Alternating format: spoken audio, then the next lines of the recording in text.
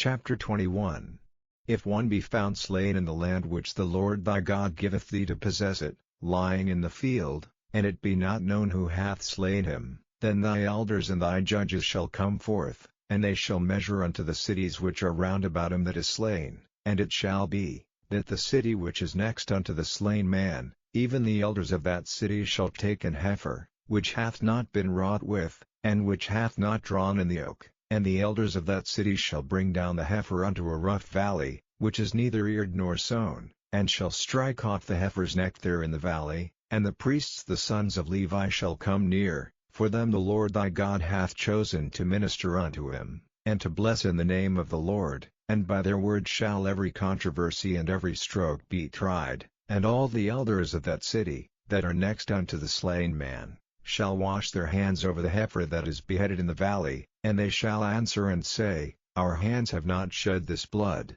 neither have our eyes seen it. Be merciful, O Lord, unto thy people Israel, whom thou hast redeemed, and lay not innocent blood unto thy people of Israel's charge. And the blood shall be forgiven them. So shalt thou put away the guilt of innocent blood from among you, when thou shalt do that which is right in the sight of the Lord. When thou goest forth to war against thine enemies, and the Lord thy God hath delivered them into thine hands, and thou hast taken them captive, and seized among the captives a beautiful woman, and hast a desire unto her, that thou wouldest have her to thy wife, then thou shalt bring her home to thine house, and she shall shave her head, and pare her nails, and she shall put the raiment of her captivity from off her, and shall remain in thine house, and bewail her father and her mother a full month, and after that thou shalt go in unto her, and be her husband, and she shall be thy wife. And it shall be, if thou have no delight in her, then thou shalt let her go whither she will,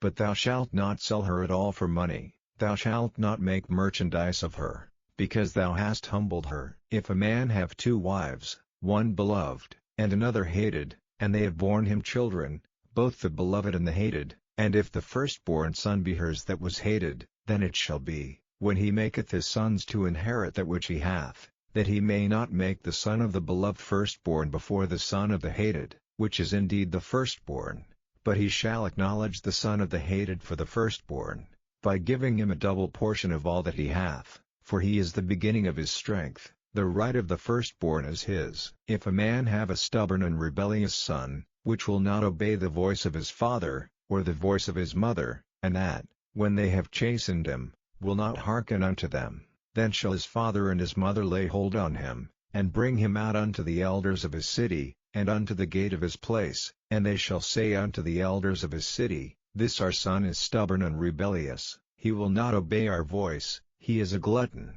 and a drunkard. And all the men of his city shall stone him with stones, that he die. So shalt thou put evil away from among you, and all Israel shall hear, and fear. And if a man have committed a sin worthy of death, and he be to be put to death, and thou hang him on a tree, his body shall not remain all night upon the tree, but thou shalt in any wise bury him that day. For he that is hanged is accursed of God, that thy land be not defiled, which the Lord thy God giveth thee for an inheritance.